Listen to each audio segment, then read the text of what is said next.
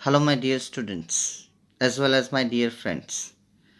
Today we will discuss the very most important concepts of chemistry that is called mole concept. पहले मैं मोल concept के बारे में आपको ये बता दूं कि ये जो मोल कंसेप्ट है वो केमिस्ट्री के लिए बहुत ही इम्पोर्टेंट है। आप किसी भी टाइप की केमिस्ट्री को पढ़ें, चाहे वो फिजिकल केमिस्ट्री हो, ऑर्गेनिक केमिस्ट्री हो, इनऑर्गेनिक केमिस्ट्री हो, जहाँ भी कैलकुलेशन की केमिस्ट्री में बात आती है, या तो प्रैक्टिकल केमिस्ट्री हो, एनालिटिकल केमिस्ट्री हो, तो मोल की आपको ज़रूरत पड़ती ही पड़ती है। ठीक है, उसके बिना काम नहीं चल सकता। कैलकुलेशन में आपको मोल फाइंड करने को बोलते हैं, मोलिकुलर फाइंड करने को बोलते हैं। ठीक है, बेसिक क्वांटिटी में मैं बोल चुका हूँ, ये 7th क्वांटिटी थी हमारी, amount of substance, and the basic unit is मोल। तो पहले मैं आपको ये 2-3 एग्जाम्पल देना चाहता हूँ। जैसे आप मार्केट में जाते हो तो बोलते हो कि 1 डजन बनाना, या तो 1 डजन आइटम, मतलब कि कितनी आएगी? 12 आइटम्स। 1 डजन बोले तो 12, ये मैजिकल नंबर है। 1 डजन 12, 2 डजन 24, है ना। 1 डजन 12, 12 डजन 24। और एक आता है 1 dozen is equal to 12 items. हम पेपर शॉप पे पेपर लेने जाते हैं, जैसे कि स्टेशनरी में आप बोले तो उसमें पेपर आते हैं, डजन में नहीं आते, स्कोर में आते हैं। 1 score I think 20 items, 20 papers आते हैं 1 स्कोर में। और एक आता है 1 ग्रोस, 1 ग्रोस, उसमें आता है 144 आइटम्स, 144 आइटम्स। तो ये सब जो नंबर है, ये है ना, उसको एक्सेप्ट किया गया है, मैजिकल नंबर। अब आप पेपर स्कोर में लेते हो तो पेपर की साइज, पेपर की क्वालिटी, वो कुछ नहीं देखा जाता। Only 20 papers. 1 डजन मीन्स आप मार्केट में लेते हो 1 डजन बनाना, मीन्स बनाना की साइज क्या है, क्वालिटी क्या है, नहीं, ओनली 12, दैट्स ऑल, और कुछ नहीं। ठीक है, ओनली 12 आर देयर। उसी तरह केमिस्ट्री में मोल कंसेप्ट इसी रास्ते पे चलता है। चलिए देखते हैं मोल कंसेप्ट है क्या। ये 3 एग्जाम्पल्स जो है वो हम डेली रूटीन लाइफ में यूज करते हैं। 1 डजन, 1 स्कोर, 1 ग्रोस, एटसेट्रा। तो पहले हम हमारी टेक्स्ट बुक में जो लिखा है उसके बारे में बात करेंगे। तो ये फर्स्ट पॉइंट की मुझे कोई ज़रूरत नहीं है। सेकंड पॉइंट में ये लिखा है कि मोल, उसको डिनोट MOL भी किया जाता है। इसका सिंबल जो है वो नहीं लिखा है, सिंबल है स्मॉल n।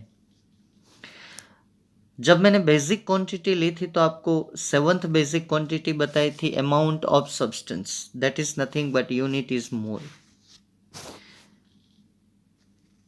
1 मोल का मतलब ये होता है कि 1 mole is equal to 12 gram of carbon, या तो 0.012 किलोग्राम। ग्राम को किलोग्राम में कन्वर्ट करो तो 0.012 आएगा। ठीक है, कार्बन आइसोटोप, इसको बोलते हैं 1 मोल। इससे इसका क्या मतलब? ये तो एक इंफॉर्मेशन होगी कि 1 mole is equal to 12 gram carbon, 12 carbon 12 isotope का 12 ग्राम मीन्स 1 मोल। ठीक है, अब मैं आपको 2-3 क्वेश्चन पूछना चाहता हूं कि अगर मैं आपको 1-2 चम्मच हाथ में शुगर दे दूं और बोलूं कि इसमें शुगर पार्टिकल है, कितने हैं, गिन के बताओ, तो आप बोलेंगे कि सर क्या पागल हो गए हो, ये कैसे गिनेंगे हम। मैं आपको एक ग्लास पानी भर के दूं और बोलूं कि इसमें पानी के कितने मोलिक्यूल हैं, मुझे गिन के बताओ, तो आप गुस्सा हो जाओगे। ठीक है, तो मोल जो है वो ये चीजें पॉसिबल करके दिखाता है। तो अब ये जो 12 ग्राम कार्बन है, अभी जो मैं आपको समझा रहा हूँ, जो हमारी टेक्स्ट बुक में लिखा है वो समझा रहा हूँ। बाद में मैं मेरी लैंग्वेज में कुछ चार्ट्स भी देने वाला हूँ, उससे आपको ये कंसेप्ट पूरा समझ में आ जाएगा। ये कार्बन 12 एटम जो है उसका एक कार्बन एटम का मास तो हम मास स्पेक्ट्रोमीटर से डिटरमाइन करते हैं। तो 12 ग्राम कार्बन में कितने कार्बन एटम आएंगे? ये कैसी बात हो गई? मैं एक एग्जांपल आपको दे रहा हूं कि मेरे पास 100 चॉकलेट्स है। कितनी? 100 चॉकलेट्स। और एक बच्चे को मुझे 2 चॉकलेट देनी है। How many I have to distribute? 2 पर स्टूडेंट। अब मैं क्वेश्चन पूछता हूं कि क्लास में कितने बच्चे हैं, तो आप बोलेंगे कि ये सेकंड स्टैंडर्ड का सवाल है। 100 डिवाइडेड बाई 2, क्लास में होंगे 50 बच्चे। कोई शक? 50। तो ये निकल गए ना। अब मैं ये मोल कंसेप्ट का जो कुछ है उसके ऊपर आता हूं कि मेरे पास एक कार्बन का वेट है, एक कार्बन एटम का, और एक मोल कार्बन एटम का वेट है 12 ग्राम। 1 मोल। वो क्या हुआ? एक बनाना का वेट, एक डजन बनाना का वेट, है ना। एक कार्बन का वेट, ये ध्यान देना, ठीक है। यहां से भी समझ में आ सकता है। अब एक मोल कार्बन का वेट इतना है, तो मैं पूछ ये रहा हूं कि तो कितने कार्बन एटम होंगे। तो ये रहा कैलकुलेशन, देख लीजिए। 12 ग्राम को टोटल वेट है 12 ग्राम, एक का वेट है 1.992, ये आपको याद नहीं रखना है, 2648 मल्टीप्लाइड बाई 10⁻⁻23। तो इसका आंसर आएगा ये नंबर 6.0221367। 1367 हम याद नहीं रखते। 6.022 10⁻23 एटम्स। और इतने एटम जो होते हैं उसको हम बोलते हैं 1 मोल। और ये जो नंबर आता है सब में सेम आता है, चाहे कार्बन हो या हाइड्रोजन हो या ऑक्सीजन हो या एल्यूमिनियम हो, आयन हो, या तो एटम हो, मोलेक्यूल हो, कोई कंपाउंड हो, फॉर्मूला मास हो, कुछ भी हो, ये मैजिकल नंबर आता है। और इस मैजिकल नंबर को हम बोलते हैं एवोगेड्रो नंबर। ठीक है। 1 मोल का मतलब क्या हुआ? 12 ग्राम कार्बन। 12 ग्राम का मतलब क्या हुआ? तो मैं इतने जो पॉइंट्स लिखे उसको शॉर्ट में अगर बोलूं तो 1 mole carbon is equal to 12 gram carbon is equal to 6.022 multiplied by 10⁻23 carbon. बात समझ में आ गई? 1 मोल का मतलब ये होता है 6.022, चाहे वो एलिमेंट हो या मोलेक्यूल हो या कोई कंपाउंड हो, जो भी हो, 1 मोल मतलब। अब चाहे वन डजन बनाना हो, या तो एप्पल हो, या तो चीकू हो, या तो और कोई फ्रूट हो, ठीक है। आप लेने जाते हो बुक, कुछ रफ वर्क करने के लिए कि मुझे 1 डजन बुक दे दो, तो वो कितनी देता है? 12 book, irrespective the quality of book. Dozen मतलब 12 ही आएगी। तो मोल मतलब कोई भी चीज का मोल मतलब इतने ही वो चीज आएंगी, 6.022। अब उसका वेट करेंगे तो उसके एटॉमिक मास या तो मोलेकुलर मास जितना ही वेट होगा। ये सब केमिस्ट्री में मैजिक है सब, ठीक है। अच्छा बताओ, पानी का मोलार मास क्या होता है? 18 ग्राम वाटर आप लेंगे वेट करके, तो उसमें वाटर मोलेक्यूल 18 ग्राम H2O में वाटर मोलेक्यूल 6.022 मल्टीप्लाइड बाई 10⁻23 ही आएंगे। और इसको हम 18 ग्राम वाटर को क्या बोलेंगे? 1 मोल वाटर।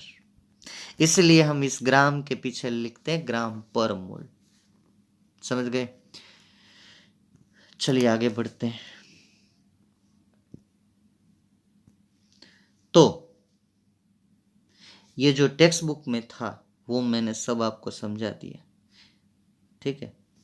तो 1 मोल किसको बोलते हैं, ये स्टेप बाय स्टेप आप लिख लेना। ये यहाँ तक का जो राइटिंग है वो हमारी टेक्स्ट बुक का है।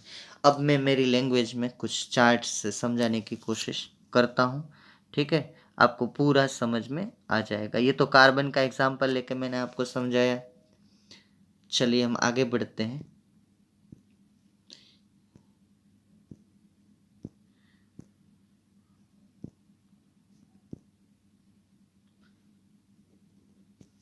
अब एक दूसरा एग्जाम्पल भी लिया है कि 1 मोल हाइड्रोजन का मतलब क्या होता है। 1 मोल hydrogen is nothing but 1 gram hydrogen, and 1 gram hydrogen is nothing but 6.022 multiplied by 10⁻23 molecules. 1 mole hydrogen का मतलब इतना हुआ कि हाइड्रोजन के इतने एटम, और इतने एटम को हम दिखाते हैं एवोगैड्रो नंबर से, Na। इसका पूरा नाम है एमेडियो एवोगैड्रो।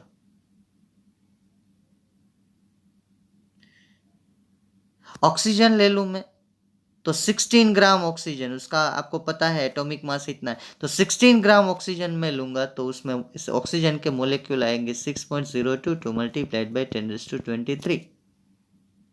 कोई डाउट? कंपाउंड हो तो मोलिकुलर मास, एटम हो तो एटॉमिक मास, जो मास है उसमें इतने ही मोलेक्यूल आएंगे। अभी अभी मैंने आपको प्रिपेयर करवाया था 1 to 30 एलिमेंट्स का, है ना। तो उस मास में ये इतने आएंगे, उसको बोलेंगे ग्राम पर मोल। 1 मोल में इतने ग्राम ही होंगे। चलिए, तो अभी तक मैंने जो आपको समझाया इसका सीधा मीनिंग ये होता है कि 1 मोल मानी, ये बाद में निकल जाएगा, पोज करके लिख लेना। 1 मोल का मतलब ये होता है कि अगर मैं कोई एटम लू, कोई आयन लू, तो उसके 6.022 मल्टीप्लाइड बाई 10⁻23 आइदर एटम्स और आयंस और मोलेक्यूल्स। अगर मैं कोई गैस लेता हूं, ध्यान में रखिएगा, ओनली फॉर गैस, तो उसका वॉल्यूम आएगा 22.4 litre of gas. Gas oxygen हो, हाइड्रोजन हो, नाइट्रोजन हो, सल्फर डाइऑक्साइड हो, कोई भी गैस, एलपीजी हो, सीएनजी हो, at NTP, normal temperature and pressure. Normal मतलब हम जो टेम्परेचर लेते हैं 25 डिग्री, प्रेशर हमारे ऊपर जो लगता है एटमॉस्फेयर का। आप ये लिख लेना, ठीक है, ये शॉर्ट नोट के नीचे। अब कुछ एग्जाम्पल देता हूं कि 1 मोल का सल्फर का एटॉमिक मास आपने प्रिपेयर किया है। 1 mole means 32 gram of sulphur. Sulphur का सिंबल है S। 1 मोल मतलब 12 ग्राम ऑफ कार्बन। 1 मोल मतलब अगर मैं कोई कंपाउंड लेता हूं तो 18 ग्राम ऑफ वाटर। 1 मोल मतलब, और एक डिफिकल्ट कंपाउंड लेता हूं, कॉपर सल्फेट, आपने सुना होगा नाम। इसका मोलार मास डायरेक्ट में दे देता हूं 159.6 ग्राम कॉपर सल्फेट। 1 मोल अगर कोई मैं एलिमेंट, मेटल एलिमेंट लेता हूं, उसका molar mass, molar atomic mass 27 gram of aluminium. ठीक है। अगर मैं कोई गैस लेता हूं और मुझे वो ग्राम में चाहिए, लीटर में नहीं चाहिए, अगर लीटर में लूंगा तो 22.4 लीटर ही होगा 1 मोल। कोई भी गैस चाहे कितना भी बड़ा हो, कार्बन डाइऑक्साइड हो, कार्बन मोनोऑक्साइड हो, मीथेन हो, एलपीजी, हमारे घर में जो बोतल आती है वो पाइप्ड गैस हो, कोई भी गैस हो, वो लीटर में 22.4 लीटर ही होगा। लेकिन कंडीशन है उसका, उसकी कंडीशन है उसका टेम्परेचर नॉर्मल होना चाहिए 25 डिग्री सेल्सियस, प्रेशर 1 बार होना चाहिए। अगर मैं वही गैस को मास में करूं तो ऑक्सीजन गैस ले लेता हूं मैं यहाँ पे एग्जांपल के 32 ग्राम ऑफ ऑक्सीजन मतलब कि 1 मोल। अब इतने जो एग्जाम्पल मैंने दिए, कितने मोलेक्यूल, तो कि अकॉर्डिंग टू एवोगेड्रो नंबर, ये जो है साहब आपके एवोगेड्रो नंबर है। क्या है? Avogadro number. ये नंबर जो मैंने लिखे उसको ब्रैकेट में Na कर देना, ठीक है, Na। चलो ये लिख लो, इसको मैं निकालने जा रहा हूँ, ये पूरा राउंड कर लो। जब भी आपको मोल समझ, ये और एक चार्ट दे रहा हूँ मोल को समझाने के लिए, और एक चार्ट दे रहा हूँ, इसमें आपको थोड़ा थोड़ा, इसलिए हम बोलते हैं कि सल्फर का एटॉमिक वेट 32 ग्राम पर मोल, कार्बन का 12 ग्राम पर मोल, वाटर का 18 ग्राम पर मोल, ठीक है। एक मोल में कितना लीटर गैस होता है? 22.4 लीटर गैस। एक मोल में कितना आइटम्स या आयंस या मोलेक्यूल्स होता है? तो कि 6.0 according to Avogadro number, 6.022 multiplied by 10⁻23। यहाँ पे 3 लिखा है, 23 है।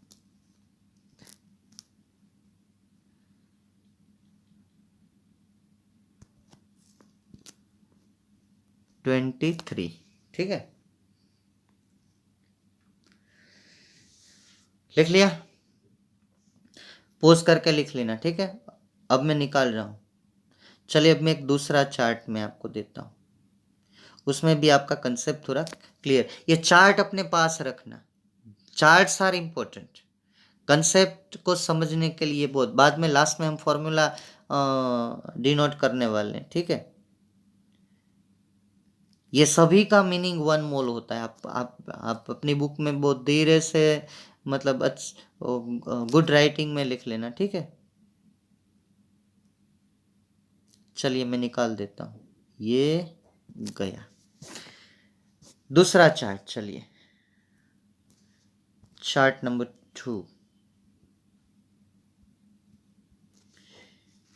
उसमें हम पहली क्वांटिटी लेंगे, वो लेंगे मोल।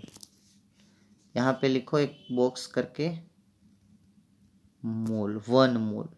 ये रहा आपका 1 मोल। इसका सिंबल क्या होगा? N। उसके एग्जैक्ट सामने लिखो मोलार मास, उसका सिंबल होगा कैपिटल M। मोलार मास में mm कर दूं तो चलेगा? आप याद रखना, m.m मीन्स मोलार मास, और इसका सिंबल होता है कैपिटल M, मोलार मास। उसके पैरेलल एक राउंड बॉक्स करो और उसमें लिखो मोलार वॉल्यूम, ठीक है, मोलार वॉल्यूम।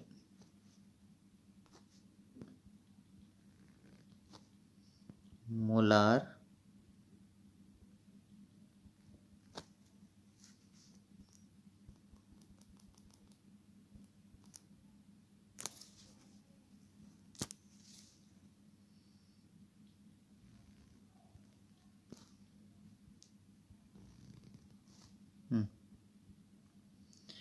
Molar volume.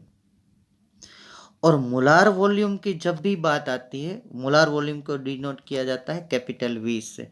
वो हर टाइम 22.4 लीटर ही होता है एट NTP, ऐसे लिख लेना, eight normal temperature and pressure.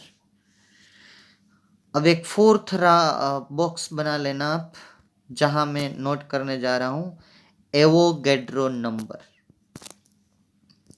इसका सिंबल होता है Na, और वैल्यू क्या होती है उसकी? 6.022 मल्टीप्लाइड बाई 10⁻23। बना दिए बॉक्स। अब मेरी बात सुनना ध्यान से, ठीक है, बहुत ही बढ़िया चार्ट है ये।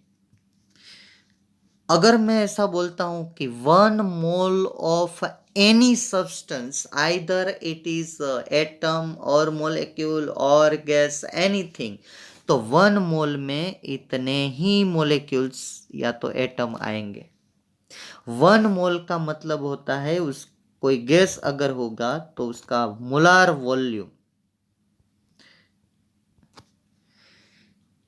इतना ही आएगा। और ये ध्यान में रखना, यहाँ पे लिख लेना only for gas. Molar volume जो है ओनली फॉर गैस, ये कोई सॉलिड लिक्विड के लिए काम नहीं आता है, ठीक है। Molar volume is applicable only for gas. आपकी बुक में जगह हो तो यहाँ पे वी के नीचे लिख लेना ओनली फॉर गैस। अब 1 मोल का मतलब होता है कि कोई भी कंपाउंड हो, एटम हो, उसका मास जो है वो उसके मोलार मास के जितना ही होगा। ये पहली क्वांटिटी खत्म। पहली क्वांटिटी का तीनों के साथ रिलेशन है। अब लेता हूं मैं मोलार मास। मोलार मास का मतलब क्या होगा, ठीक है। मोलार मास का मतलब ये होगा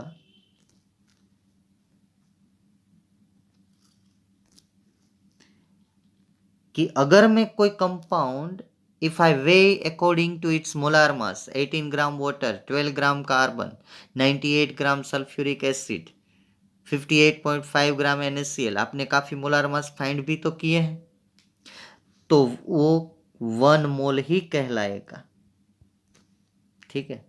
वो 1 मोल ही कहलाएगा। अगर कोई गैस हुआ तो उसका मोलार वॉल्यूम 22.4 लीटर ही होगा। और मोलार मास अगर हम वेट करेंगे किसी कंपाउंड का, तो उसमें मोलेक्यूल्स इतने ही आएंगे, 6.02 मल्टीप्लाइड बाई 10⁻23। तो ग्रीन कलर की लाइन जो है वो मोलार मास का और तीनों के साथ संबंध बताता है, ठीक है। अब मैं ले लेता हूं मोलार वॉल्यूम। अगर मैं किसी गैस का मोलार वॉल्यूम ले लेता हूं 22.4 लीटर, इसका मतलब क्या हुआ, इसका मतलब क्या हुआ,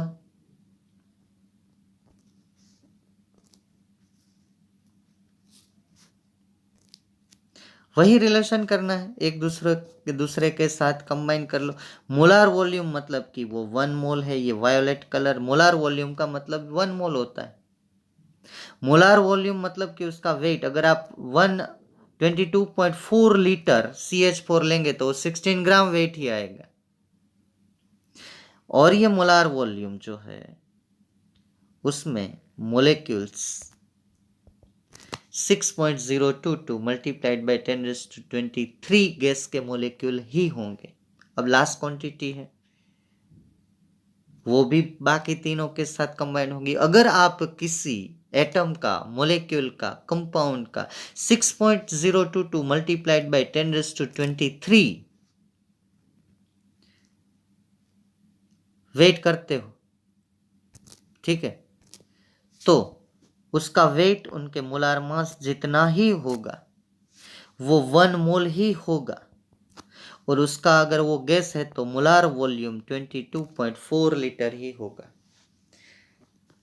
आप देखिए ये कलर जो है आपको रिवर्सिबल लाइन लगानी है, एक दूसरे के साथ सब कनेक्टेड ही है ना, सब एक दूसरे के साथ कनेक्टेड है, एक का दूसरे के साथ। मतलब कि मोल ले लो तो मोल का मोलार मास, एवोगेड्रो नंबर और मोलार वॉल्यूम के साथ रिलेशन है।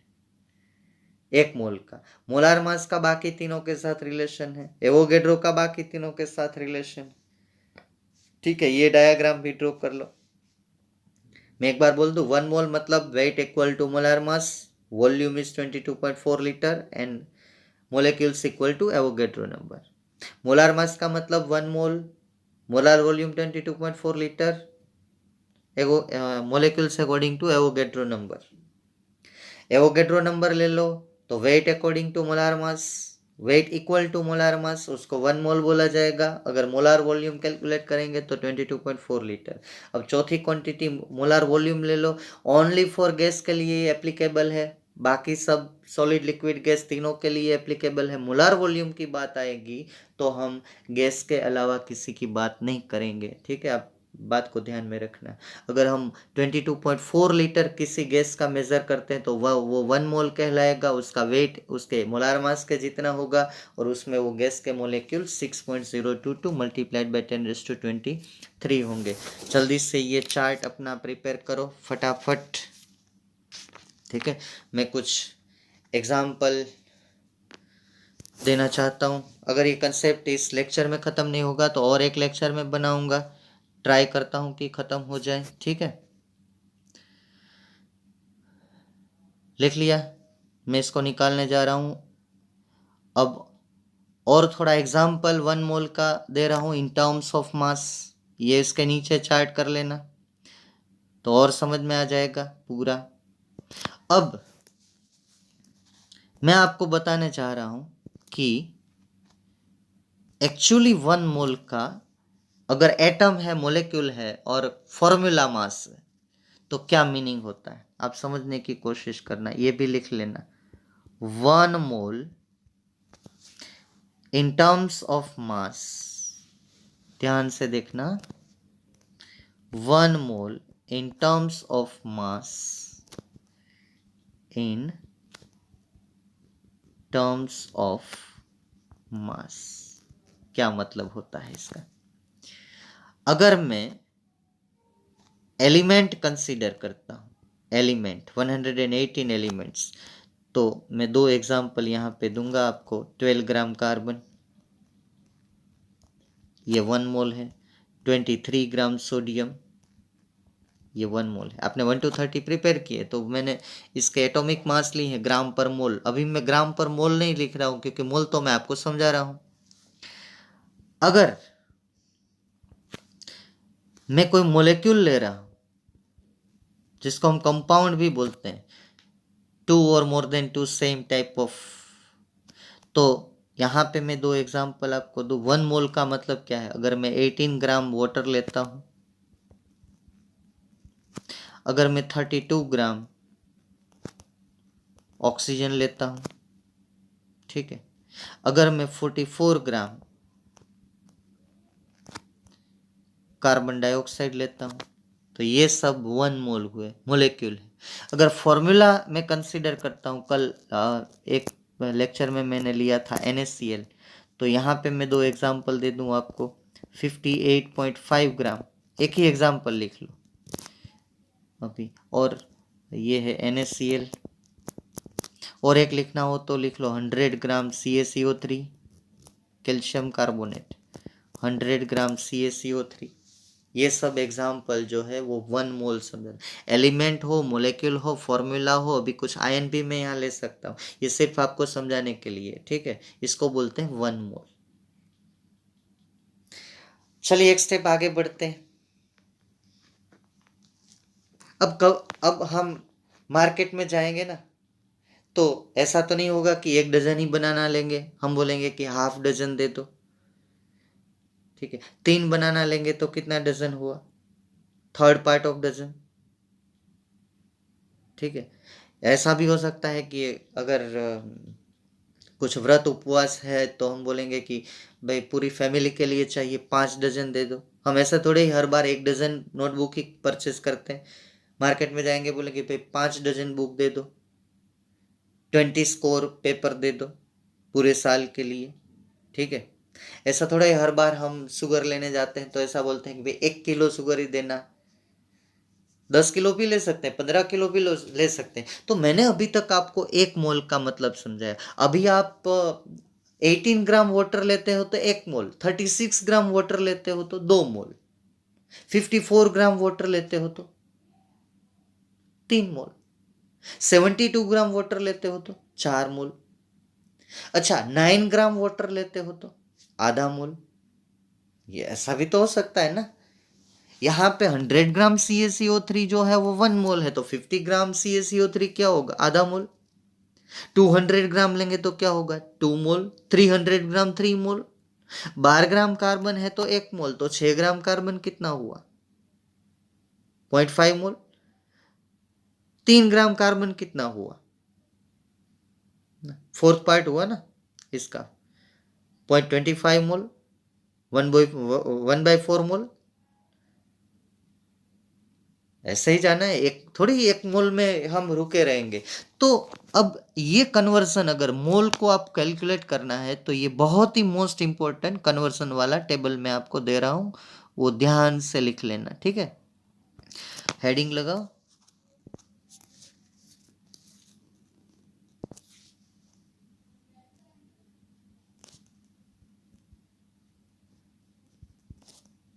कन्वर्जन्स।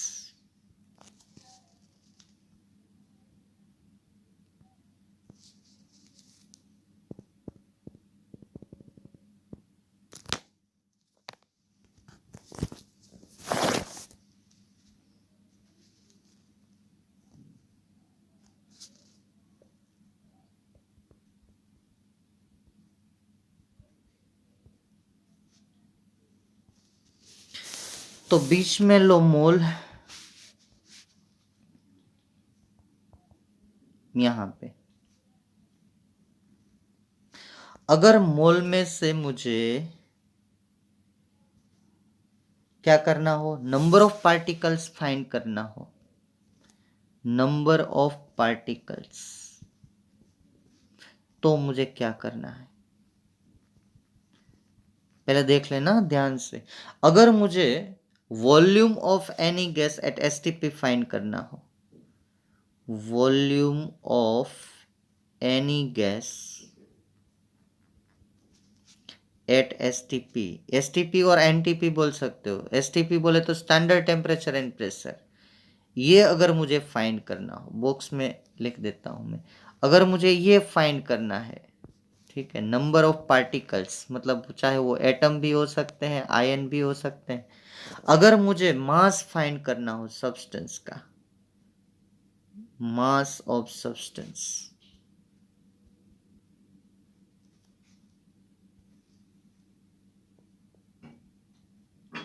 वो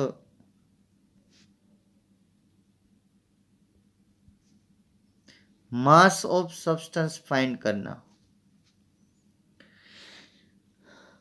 अब ध्यान देना, बहुत ही बढ़िया कन्वर्जन मैं आपको दे रहा हूं।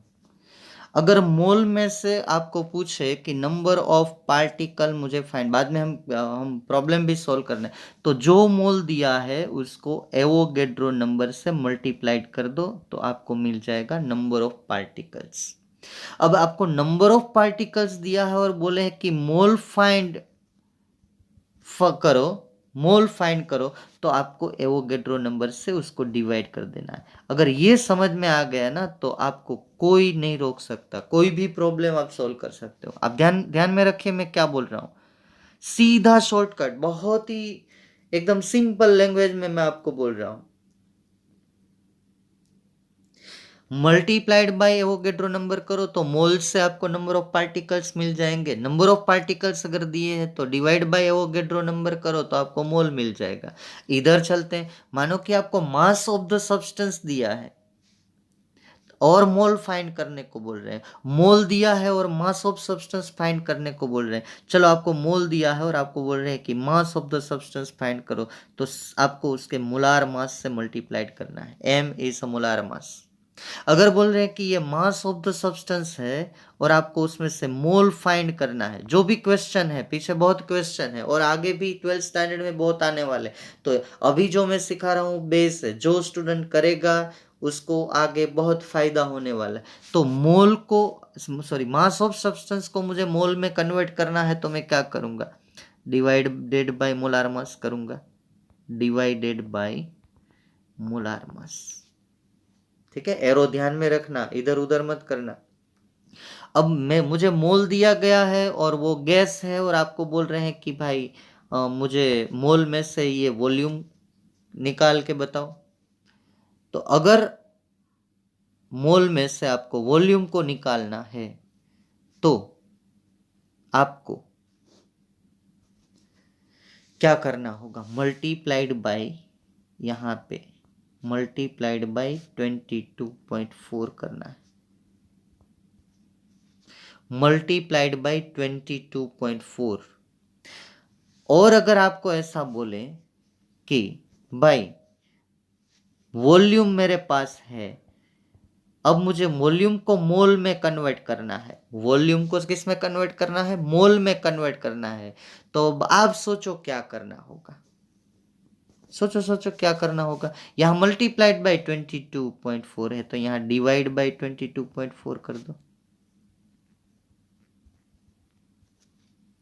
कितना बढ़िया, मैंने आपको एकदम शॉर्टकट दे दिया। वरना मोल कंसेप्ट जो है ना, उसमें कंफ्यूजन ही रहता है कि इसका ऐसे कैसे करें। ये चार्ट अगर आप ठीक से प्रिपेयर कर लेंगे तो जो जिसका कन्वर्जन होगा, मोल में से मास आप फाइंड कर सकते हैं, मोल में से number of particle, number of particles में से मोल, ठीक है, मोलार वॉल्यूम में से मोल, मोल में से मोलार वॉल्यूम। सिर्फ आपको ये 6 स्टेप्स याद रखने हैं। फटाफट मैं बोल देता हूँ। मोल में से नंबर ऑफ पार्टिकल फाइंड करने हो तो multiplied by Avogadro number, number of particle में से मोल फाइंड करो तो डिवाइड बाय एवोगैड्रो नंबर, जो आपको डेटा दिया हो नंबर ऑफ पार्टिकल उसको एवोगैड्रो से डिवाइड कर दो। इस साइड आ जाओ। मोल में से मास फाइंड करना है तो multiplied by molar mass, molar mass से मोल फाइंड करना है तो divide sorry mass of the substance से मोल फाइंड करना है तो डिवाइड बाय मोलार मास। और ये नीचे वाला मोल में से वॉल्यूम निकालना है तो मल्टीप्लाइड बाय 22.4, वॉल्यूम में से मोल निकालना है तो डिवाइड बाय 22.4।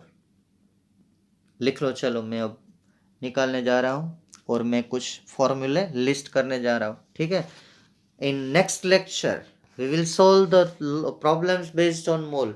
मोल आ गया समझो आपका, बहुत आगे वाले स्टैंडर्ड में जो है वो बहुत कंसेप्ट आपके क्लियर होने वाले। ये भी आपको समझ में आ गया, ये शॉर्टकट, ठीक है। चलो कुछ फॉर्मूले जो है वो मैं लिस्ट करने जा रहा हूँ, वो आपको लिख लेने हैं कि मोल्स फाइंड करने। मोल का सिंबल जो है वो याद रखना है आपको, एन। निकाल दो। ओके चलिए इसको निकाल देते हैं। लिख लिया आपने ठीक से, बहुत बढ़िया। चलिए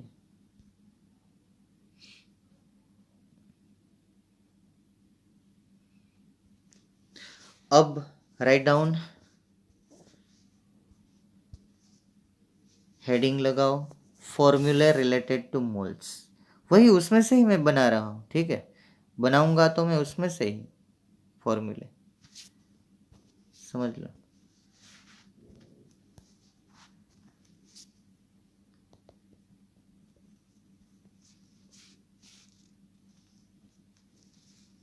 हेडिंग लगा लिया आपने, ठीक से लगा लेना। फॉर्मूले रिलेटेड टू मोल्स, फॉर्मूले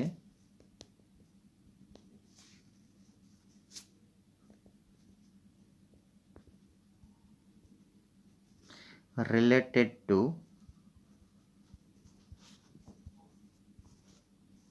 मोल्स।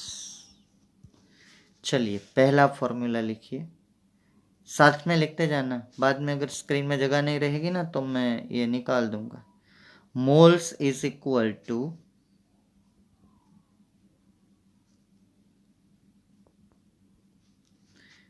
W by M,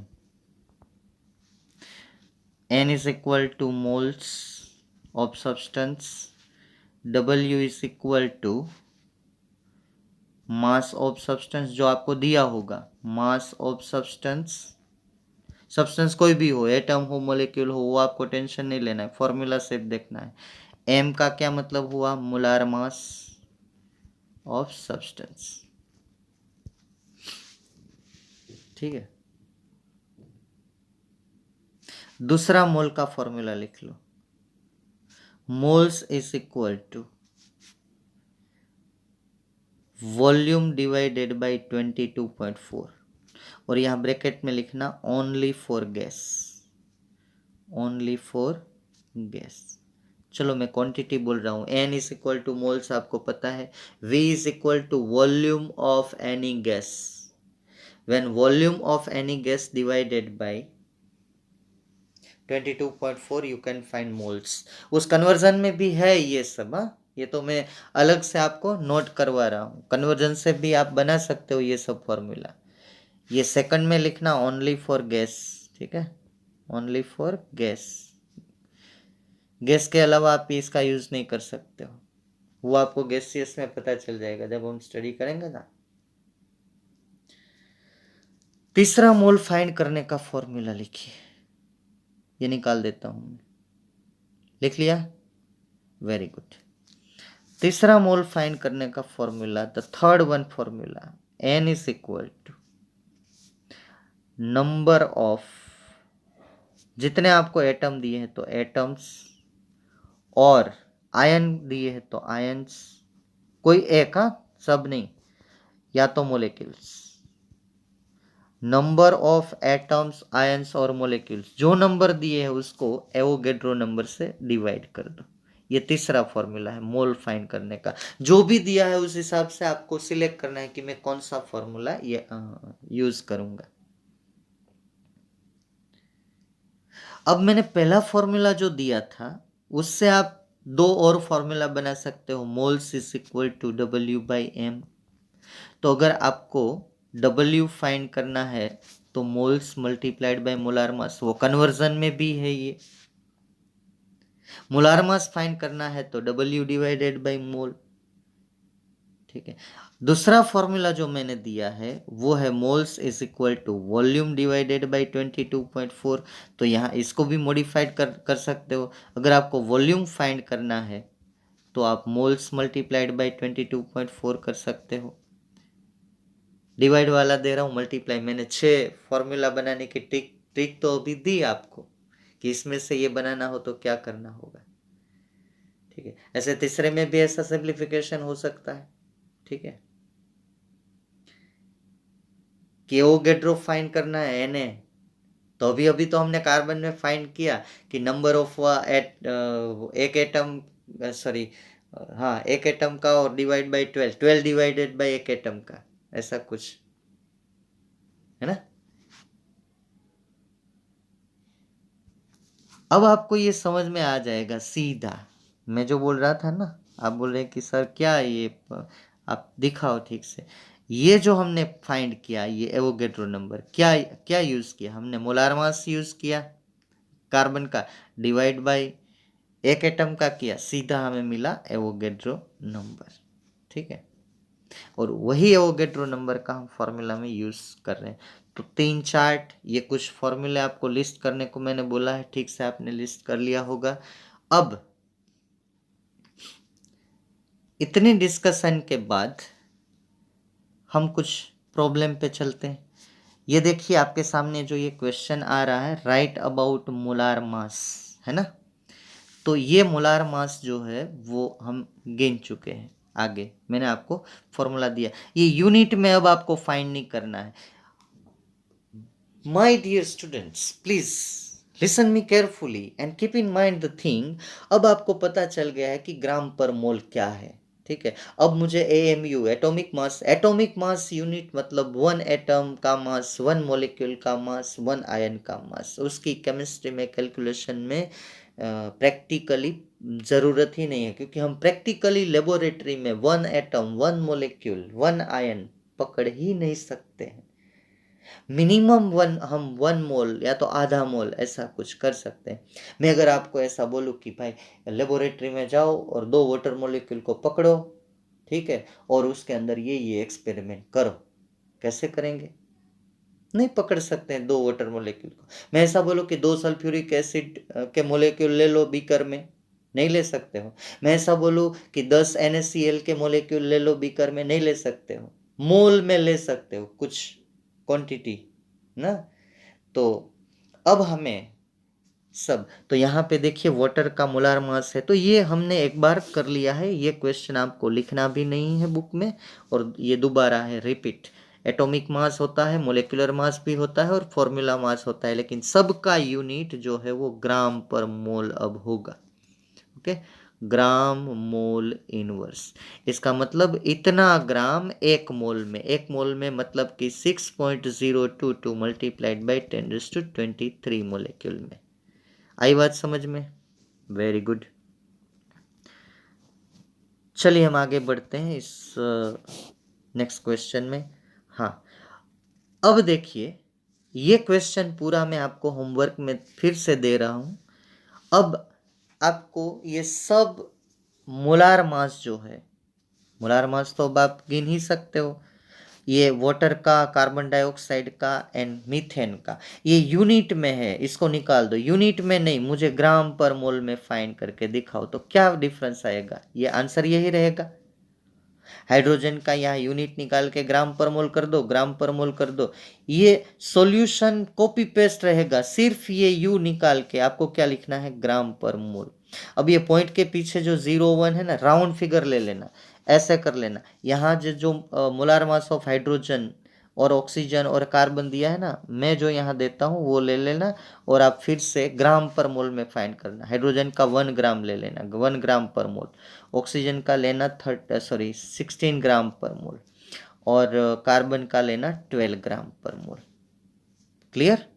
वो पॉइंट पॉइंट उसके पीछे वाली फिगर निकाल देना, वो नहीं चाहिए मुझे, सीधा राउंड फिगर। तो वाटर का आपका सिर्फ आएगा 18, कार्बन डाइऑक्साइड का आएगा 44।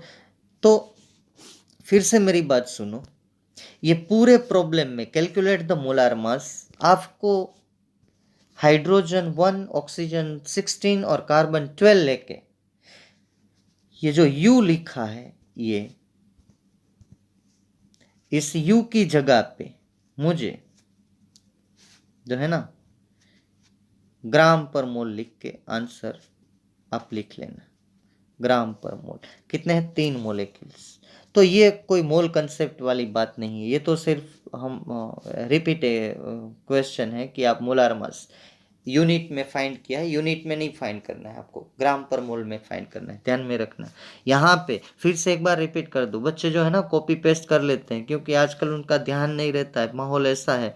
मैं फिर से बोल दूं, ये यूनिट नहीं यूनिट में फाइंड किया हुआ जो आंसर आपकी स्क्रीन पे दिखाई दे रहा है, वहां पे मुझे ग्राम पर मोल चाहिए। आंसर में कोई फर्क नहीं आएगा, सिर्फ यहाँ पे ये ऐसा ही कॉपी पेस्ट आंसर आएगा, सिर्फ यू को रिप्लेस करना है आपको ग्राम मोल इनवर्स से।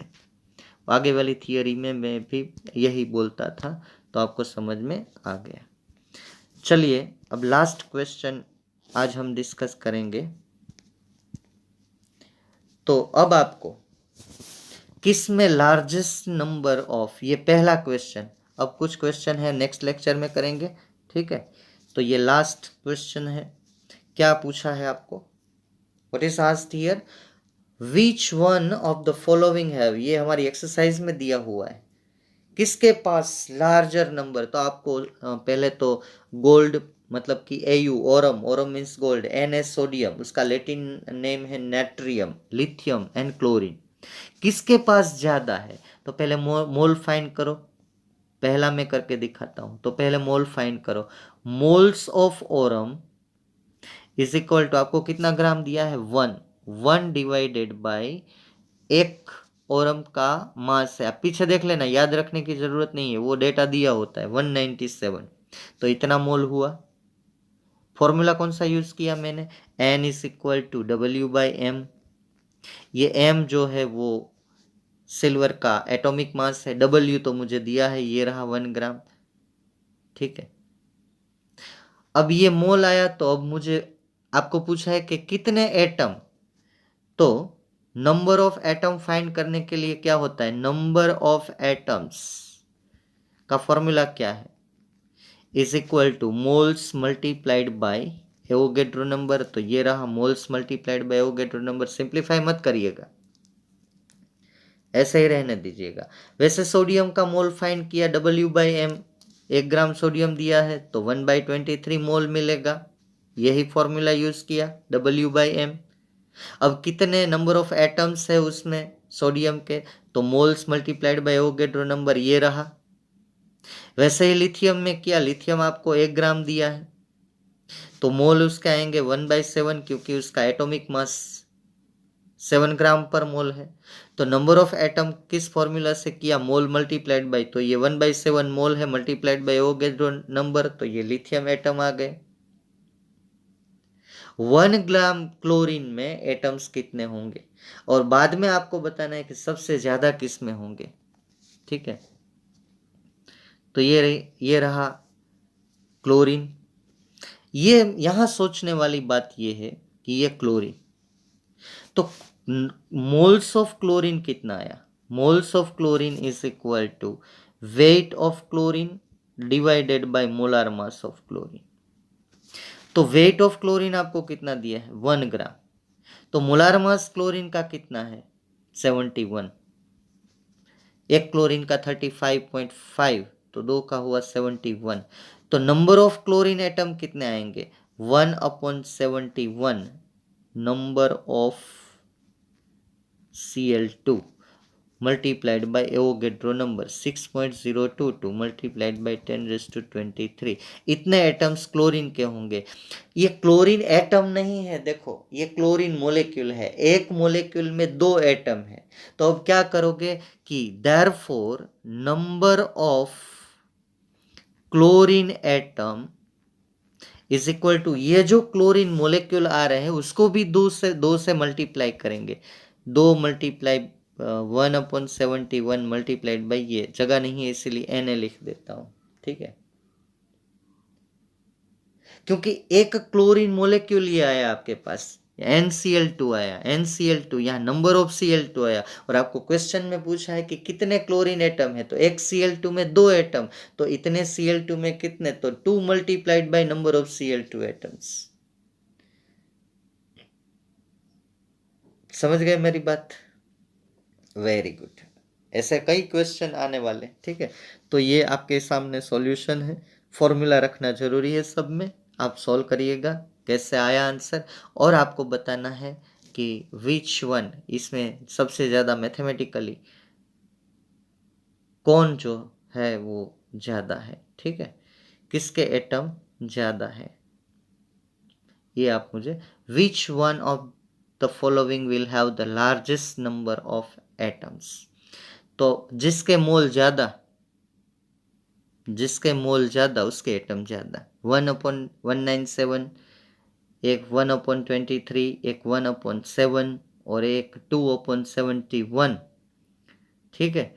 तो मुझे लग रहा है कि मैथमेटिकली ये आंसर आएगा कि सबसे ज़्यादा होगा लिथियम, क्योंकि उसके मोल ज़्यादा है 1/7, ये ज़्यादा है मोल, तो लिथियम एटम्स, तो ये आंसर है मोर एटम्स प्रेजेंट लिथियम।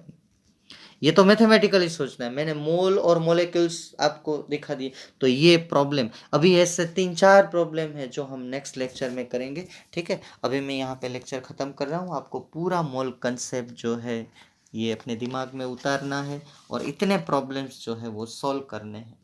अगर कोई क्वेश्चन है तो आप मुझे पूछ सकते हैं। Okay, thank you friends, thank you very much.